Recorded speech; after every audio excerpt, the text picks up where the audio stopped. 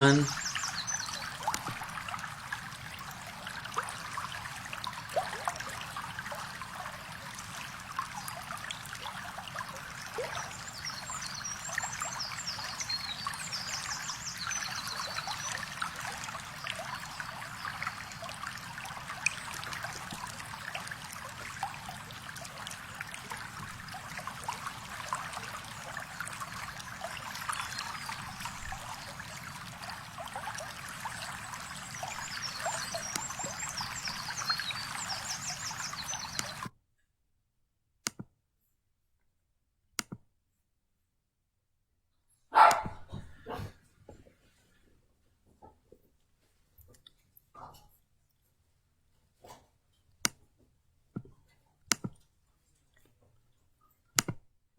Good afternoon, Numi Nation.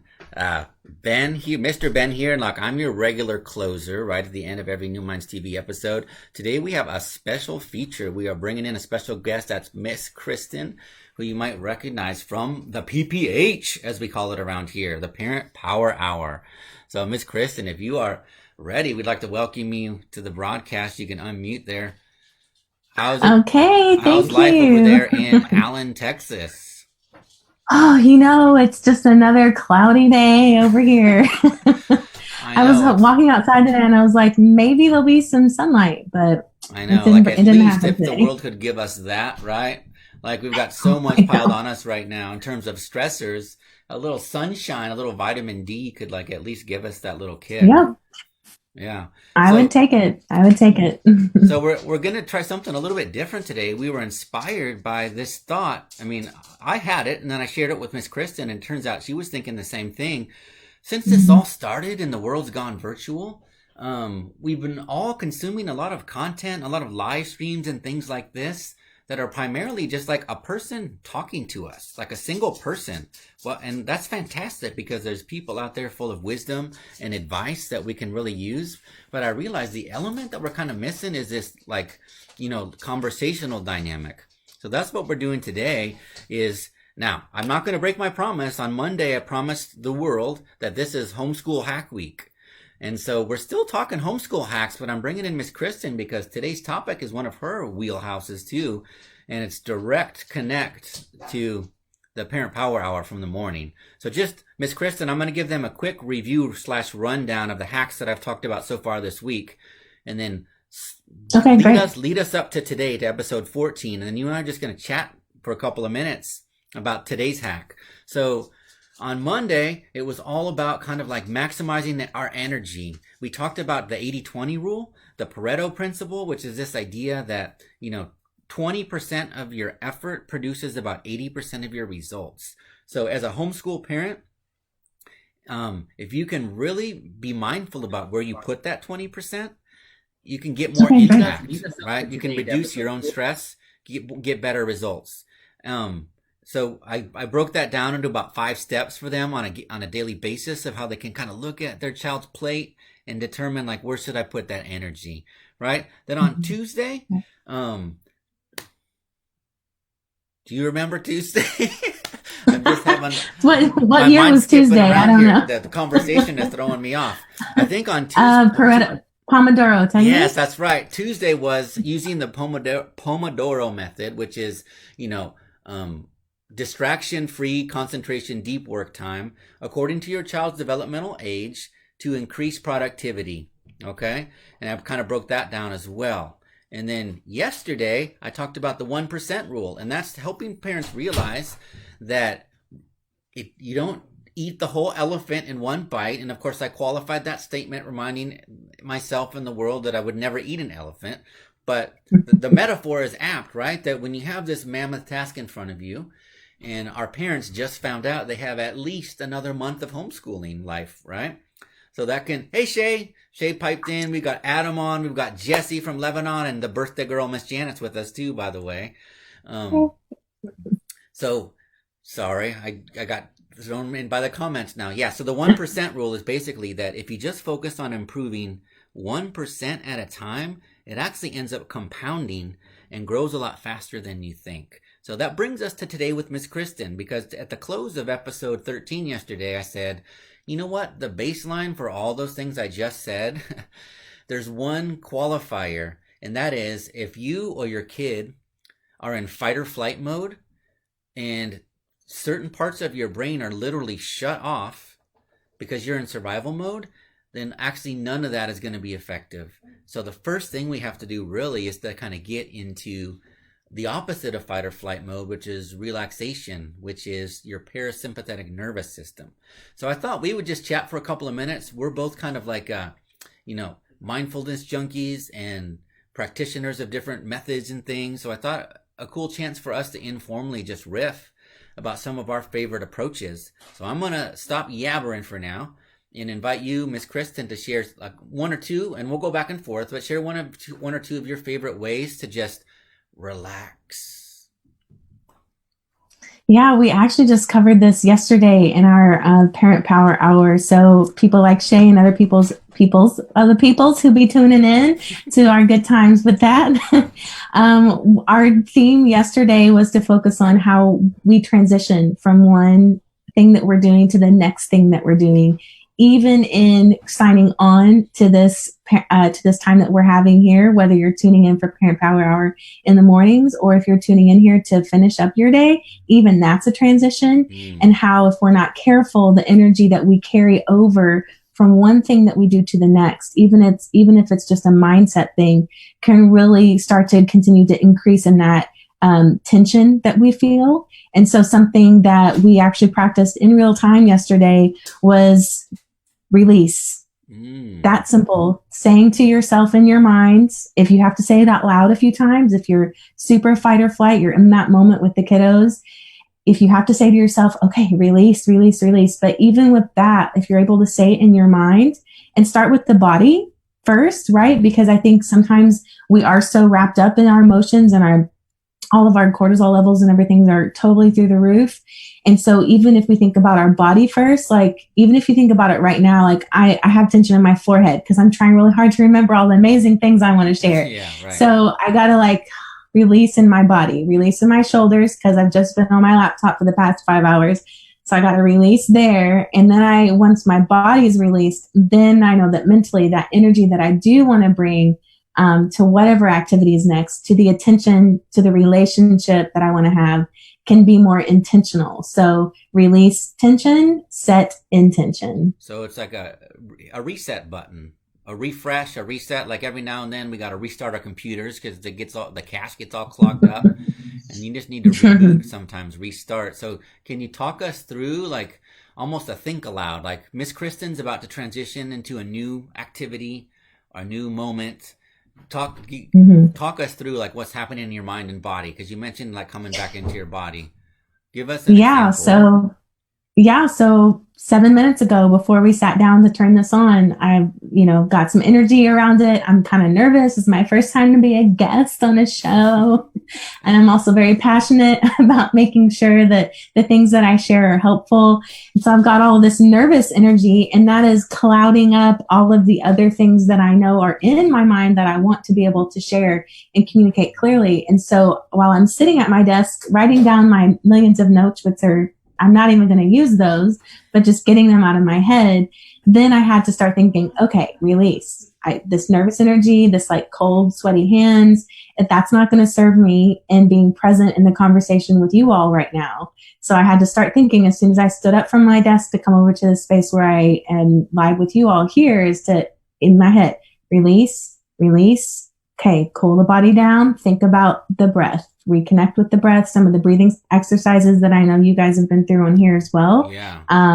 We went through the four square. Are we calling it the four square? I think you call it, you called it something different in yours, right? The box breathing one? Is it the box breathing one? Yeah. Mm-hmm. Yeah. And so something that, names. Yeah. Yes. Yeah. Tactical breathing. Yeah. I'm glad you brought the breath up, because that's how I was going to connect with your kind of walkthrough there, is like, the body and the breath are kind of like your go-tos. And it sounds a little bit morbid, but I always put it this way. As long as you're alive, the one thing you can always count on finding as a grounding device is your breath. And if you look for your breath and you can't find it, guess what? You're dead. So So you don't have You to ain't worry about it there. anyways anymore, right? So Right. Yeah. um, and so that's why it's no coincidence that traditions from all parts of the globe, from all walks of life, have practices that are grounded in the breath. And Mhm. some of these are deeply rooted in particular traditions, but nowadays, because of the trends of mindfulness and the way these things are being brought into the mainstream, we have access to so many easy and fast ways. And so that's why, like the ones that you mentioned, the box breathing are Mhm. uh, great for kids too. Like first Mhm. parents, it's like the old oxygen mask thing, right? Like the parent has to Mhm. get their cortisol down in order to get their help their kids find that space too. If the parent is so agitated that they're transmitting sort of that energy, but they're trying to like calm down right now, right? Try to calm the kid Mhm. down from that space, it's not going to work. So that's why the Right. oxygen mask for them first, cortisol down, parasympathetic nervous system, and then you're transmitting and you're modeling what you want to bring to your kid. So that's why I love all the breath techniques. And, like even this morning, I was doing a webinar for TAGT and we talked about the 4-4-7-8, I think, in that particular one it was. And it's so Mhm. simple. Like Mhm. we talked about a variation of it here. Mhm. You inhale for 4 seconds, you hold it for 7, you exhale for 8. There's just something, I mean, the science is that when your exhalation is longer than your inhalation, it triggers something. So even if that's all you can do for one cycle of breaths, you're nervous before a job interview or you're about to go live on air, like you said, that little hack or that little trick can kind of, you feel it. I personally feel it just with one breath cycle, like Mhm. already you're going down. And if you can do that Mhm. 10 times, wow, you've really kind of regrounded yourself. And I think that relates to the reset you talked about. So, Yeah, and it doesn't always have to be about things about anxiety or stress. It can be even excitement. It can be even things. I heard something once that really helped me to channel this energy was that when you feel nervous, that's a sign that you care about it. Whatever it is that you're about to walk oh, into, whatever yeah, you're experiencing, I like like when you that. feel like, I'm not really sure, just take that as a sign that I care about what's happening here. Like if I weren't nervous about going in that job interview, and that means I really didn't care about it in the first place. And I Mm, wasn't really, my body wasn't trying to figure out how it's going to fit into what it's doing.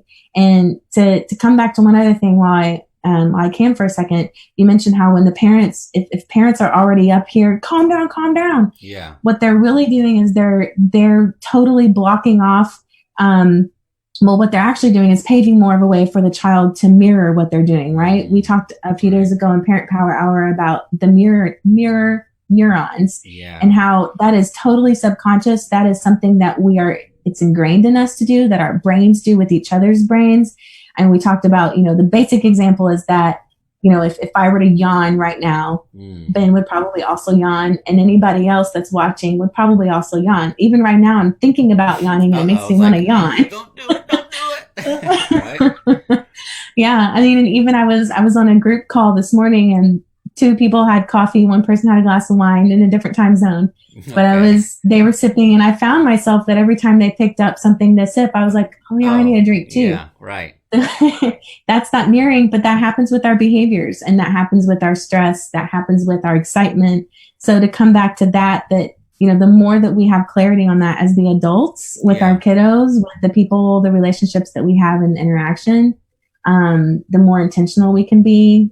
Yeah. I It's love not always that. going to work, but I love that. I want to take a slight left turn here. So we've been talking about kind of breath and sort of like a self talk to kind of like in your example, for example, the self talk that sort of walked us through that transition. So for a lot of people, that's easy to do. For a lot of people, they need kind of a different approach that's less in the head. And so mhm. you with your music background, and actually me, I'm actually a certified sound healer. And so I really believe strongly in the power of sound and vibration in some ways to kind of shortcut a lot of the mental chatter and trigger that relaxation response, more directly, more viscerally. So Mhm. there's certain frequencies of sound and vibration that will kind of our body, our physiology naturally reacts to them. So you, many, many years as a sound teacher, you come from a music family. what are some tips you might have to use music or sound to kind of like do that reset that you were talking about earlier? Yeah, I think if we're kind of talking about with kids as a family, you probably have songs that you all have jammed out to in the car back in those days when we all used to be able to get in our car and go places together. Right. If you don't, then you probably can find something that as soon as you turn it on, the whole family just kind of loosens up a little bit. And those typically, for little bitty ones, I mean, they get real nitty gritty. They tend to have a faster beat to them. Um, Tiny tots and pretty much anything under the age of middle school, their heart rates are faster because they're Mm. growing physically and they're Mm. developing. Oh, And so interesting. what we find in music is that the faster beats, anything that's above a heart rate beat, so, we're talking more like 100 beats per minute or so, Mm. those songs are the ones that a lot of times the kids are like, oh, this is energy for me. Like, I really like this Oh, song. yeah. Layer one. Layer two is a really strong, deep bass line. Yeah. That's why I like a lot of little guys like, 70s music or that even rock, Mm. like rock music, that loud rock music those Yeah. teenagers like, Yeah. because it has that resonance to give them that energy. So, of course, if you're looking for the opposite, then you go to about half of that, right? You're going to look for something that's a slower beat tempo. And Yeah. that's kind of common sense to us. And when we think Right. about when you go get a massage somewhere, you're not listening to 70s music. Yeah, It's has exactly. a lower beats per minute. There's And a of course, reason. the key and the tone. Yeah, there's a reason why that ambient music is like the lower frequency, the lower pace, right? Yes. And so if Yeah. if a good healthy resting heartbeat is like 50, 60 beats per minute, then I think, Mm-hmm. songs that sort of like entrain us in that range are probably going to bring the relaxation response, right? Like you said, as opposed to like Mm-hmm. the hard hitting. And actually Mm-hmm. relating to sounds and music, Miss Shay just chimed in on the comments. She says one of her favorite songs is from Michael Bernard Beckwith and Ricky B. I don't know who Ricky BB is, What? but I know Michael Bernard Beckwith. He's a great thinker on like spiritual topics and self development, and he has these tracks that were made from some of his talks. And there's Mm-hmm. she says it's called "I Release and I Let Go," and she linked Well, to there it. you go. She linked to it. So if you're interested in checking that out, the link's right there. Yeah, I love It's like that. a combination of what we just talked about, the music and the releasing and letting go. Yeah, exactly. And so, what I personally do when I need to get into deep work mode, it's kind of like my form of the Pomodoro technique that we talked about on Tuesday. Is YouTube? You can buy CD or you can CDs. Wow, I've really just dated myself, haven't I? But you can download music, or you can on There you go, YouTube. boomer. Exactly. I'm not a boomer. You can on YouTube they have all kinds of music that is like, specific frequencies designed to trigger different things, and whether or not you believe how deeply you believe in that doesn't matter, but what I say is explore some of those ambient tracks at different frequencies. Figure out which one kind of gets you into a space where you're in that perfect balance of relaxation and concentration. And for me, when I was teaching in the regular classroom, I would find those magic tracks that just seemed to kind of like retone the whole classroom. And it took some experimentation, but sometimes I would find those moments, and I played with lighting a lot as well, right? So I would play with the lighting, and I would play with the ambient music in the classroom, and I would find those moments where the whole class was just like, you know. Mm-hmm. And Yeah. I think parents at home can experiment similarly. No one can create a guarantee from chaos right now. But what you can do is mitigate a little bit. You want to experiment with where in the home is like the work spot, and how you're creating that environment. And a lot of that has to do with the lights and the sounds and things like that. So, okay, so we've talked kind of about the breath and about grounding. We've talked a little bit about sound and music. What else? What else do you have in your pocket today on this topic of relaxation? Yeah, I think that the thing that I can hear emerging as well is that what you're doing is you're being intentional with it. You're giving it some thought. You're giving it attention. You're being intentional with your attention. And Mm, I think that instead of us being reactionary and letting as adults and our families, parents in our homes, letting all of the external things to affect us, instead to say, and something that we talked about this morning in Parent Power Hour was like, can you anticipate the obstacles that might get in the way of the kind of energy that you want to create? Go ahead and start your day and think about this, because we can forward plan, and as adults, as the parents in the home, and we can say, you know what, I know that this obstacle, or I know that this reaction that my child's probably going to have to this thing that we're going to do today. So what can you do to start to lay some groundwork for that, either emotionally or physically? Like you said, setting up the environment, ways that you can approach it. But in even if you can't control those external things, you can control how you respond to those things. And you can even choose how to respond to them before they even happen. Does that make sense? Yeah, absolutely. Yeah. The anticipation, sort of like the almost proactively mindset setting. If that makes any sense. Yeah. And yeah, I mean, because we know that stuff's going to go wrong all day long. We're all in this house together. You know, we all have our own psyche, our own issues, our own frustrations. And so when you can connect deeply with what's important to you as a parent and how you can communicate that to your children, and then also anticipate what might get in my way and how can I still choose joy? How can I still choose positivity when that obstacle does get in my way, does get in our way as a family of what we're hoping to do? Yeah, yeah.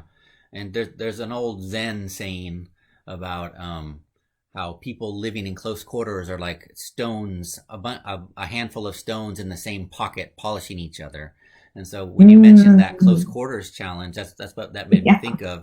Like, it's like we're in super concentration mode, which is also an opportunity to work through so many of these things. And I think something you mentioned earlier, I just want to reiterate once before we close, is that, you know, we are creating the mirrors for our kids. We're modeling. We're, you know, subconsciously and in subtle ways, we're modeling the groundwork for how our kids are going to evolve as personalities and people.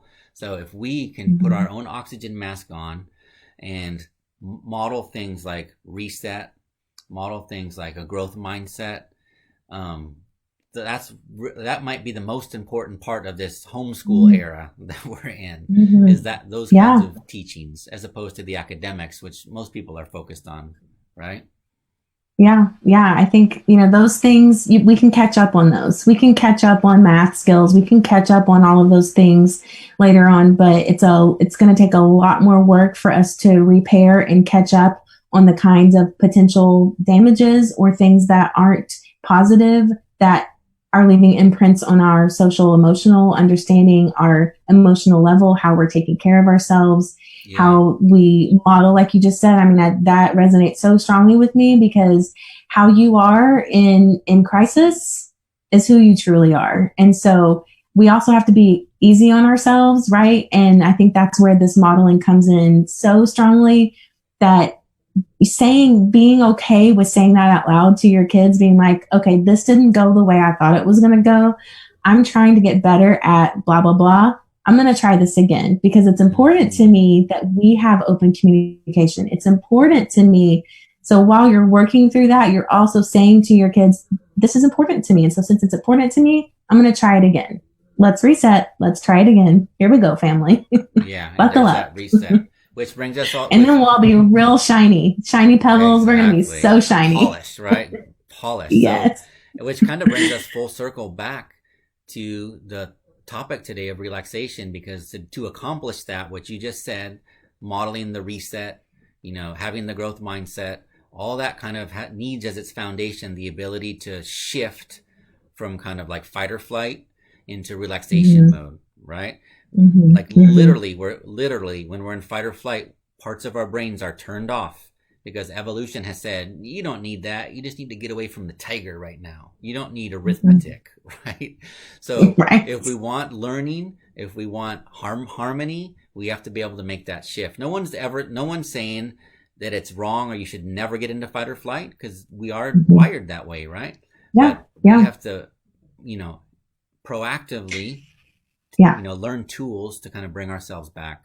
And that's where the relaxation, and that's why I wanted that to be the topic of the homeschool hack today, because all these other methods that we're talking about, if we don't have that foundation, are going to be very difficult to do. And we have some more comments coming in. I see Miss Jeannie Roemer chimed in, and she's liking our chat. Thank you, Miss Pass it on to all the parents. The Smart Start music. They need to hear it. They need to hear it. Excellent. What's beautiful is this. This will be recorded, and we can on New Minds TV. We can share away, and people can watch this all they want. Mr. T chimed in. He says Sam Cooke soothes his soul, and he's an open card carrying boomer, and he's proud to wave that card. He says Boomer T. Yeah, we are not trying to denigrate boomers or any other generation. We love boomers along with everyone. But that's a good point though. Like Sam Cooke brings Mr. T joy. That's part of it as well. So there's the science of like the frequency and like the beats per minute, but also like what just lights you up with joy. That's kind of another shortcut, right? Yeah. Mr. Justin says that love grows in small houses. Absolutely, right? I think a lot of us most of us don't have the luxury of a multi-roomed mansion. We're in pretty humble houses with a lot of people, and we're learning that, right? We got a clarification from Miss Shea too. She says RBB is Ricky Byers Beckwith. I'm assuming a relation to Michael Bernard Beckwith. Learn something new every day. Exactly. So with that, let's wrap it up, Miss Kristen. Thanks for being our first guest on one of the New Minds TV programs, and I think we can do this a lot more often. That would be so fun. Thank you so much for having me. Yeah, I think it was a fruitful conversation between the two of us. I think we were able to pull out a lot more tools than it would have been just talking to the screen, which is what the feeling I was having today. Like I want something conversational and not just like talking. So thank Numi Nation for tuning in. What do we always need to tell them, Miss Kristen, at the close of a show? Don't forget to always pursue your passion until it becomes your talent. There it is. All right, Numi Nation. We'll see you all for episode 15 tomorrow. Be sure to share.